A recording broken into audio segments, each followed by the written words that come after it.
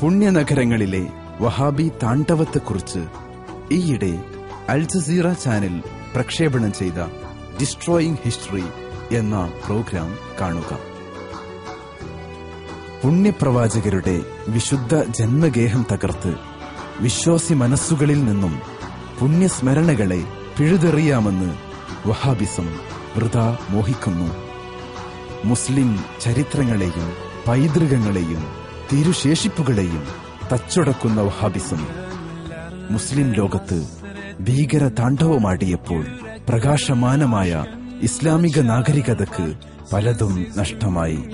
മൂന്നാം ഖലീഫ ഉസ്മാൻ റളിയല്ലാഹു അൻഹുവിന്റെ ഖബറിനുമേൽ ഉയർത്തിക്കെട്ടിയ ഖുബ്ബകൾ, പ്രവാചകപുത്രൻ ഇബ്രാഹിമിന്റെയും പ്രമുഖരായ മറ്റു സ്വഹാബികളുടെയും ഖബറിടങ്ങൾ വഹാബി താണ്ഡവം നിലം പരിശാക്കിയ ചില പൈതൃകങ്ങളിൽ ഉൾപ്പെടുന്നു.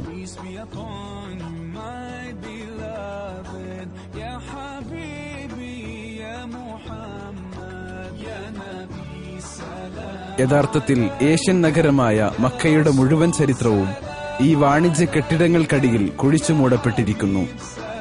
മുസ്ലിങ്ങളെ ഖബറാരാധനയിൽ നിന്ന് തടയുന്നതിനും ബഹുദൈവാരാധന പ്രോത്സാഹിപ്പിക്കാതിരിക്കാനുമാണ് ഭരണകൂടം ഈ നയം സ്വീകരിച്ചത് എന്ന് പറയുന്നു. അതേസമയം ലോക മുസ്ലിങ്ങളുടെ അഭിപ്രായം മറ്റൊന്നാണ്. സൗദി ഭരണകൂടം വിമർശിക്കുന്നത് ഇസ്ലാമിക പൈതൃകങ്ങളെയാണ് എന്നാണ് അവരുടെ അഭിപ്രായം. പക്ഷേ പ്രകൃതിയുടെ ഒരു മഹാസ്മാരകം ഈ നവീകരണങ്ങളെ അതിജീവിക്കുന്നു. ജബലുന്നൂർ, വെളിച്ചത്തിന്റെ പർവ്വതം, പ്രഥമ വെളിപാട് സ്വീകരിക്കുന്നതുവരെ പ്രവാചകർ സല്ലല്ലാഹു അലൈഹി വസല്ലം മാസങ്ങളോളം ധ്യാനത്തിലിരുന്നത് ഈ പർവ്വതത്തിലാണ്. കുറെ വർഷങ്ങളായി ഈ പർവ്വതത്തിലേക്കുള്ള പ്രവേശനം ഭരണകൂടം നിഷിദ്ധമാക്കിയിരുന്നു. ഇപ്പോൾ തീർത്ഥാടകരുടെ വർദ്ധിച്ച സമ്മർദ്ദം മൂലം വീണ്ടും അത് തുറന്നുകൊടുക്കേണ്ടി വന്നിരിക്കുന്നു. എന്നാലും ഇപ്പോഴും പർവ്വതത്തിന്റെ താഴ്വാരത്ത് ജനങ്ങളെ അങ്ങോട്ട് പ്രവേശിക്കുന്നതിനെക്കുറിച്ച് അവർ നിരുത്സാഹപ്പെടുത്തിക്കൊണ്ടിരിക്കുന്നു. ലോകത്തിന്റെ വിവിധ ഭാഗത്തു നിന്നുള്ള തീർത്ഥാടകർ ഇതൊന്നും ഗൗനിക്കുന്നില്ല.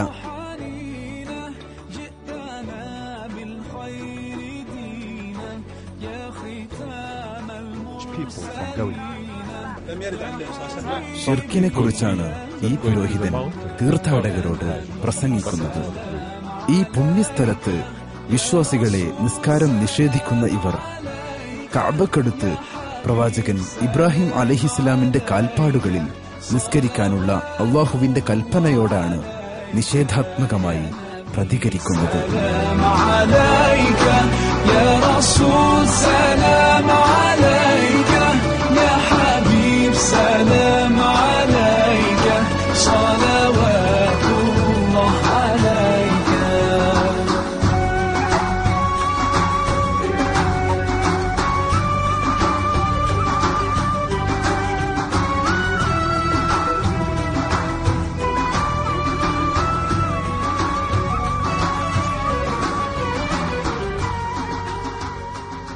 അകത്തു കുത്തിയൊലിക്കുന്ന പ്രണയത്തിന്റെ പേമാരിയിൽ സ്വയം മറന്നുപോകുന്ന ആത്മാവുകൾക്ക് മാത്രമാണ് റസൂൽ സല്ലല്ലാഹു അലൈഹി വസല്ലം ജീവിച്ച മഹാവിഹായസിലേക്ക് പറന്നു പോവാനാവുക. അത്തരം ഒരു ആരോഹണത്തിന്റെ നേർസാക്ഷ്യങ്ങളാണ് നാം ഇപ്പോൾ അനുഭവിച്ചത്. നൈരാശ്യത്തിന്റെ ക്ഷുദ്ര ജീവിതങ്ങളെ പ്രതീക്ഷയുടെ പുതുപുലരിയിലേക്ക് കൈപ്പിടിക്കുന്നത് ഈയൊരു പ്രണയം മാത്രമാണെന്ന് തിഷ്ണാശാലികൾ തിരിച്ചറിയുന്നു.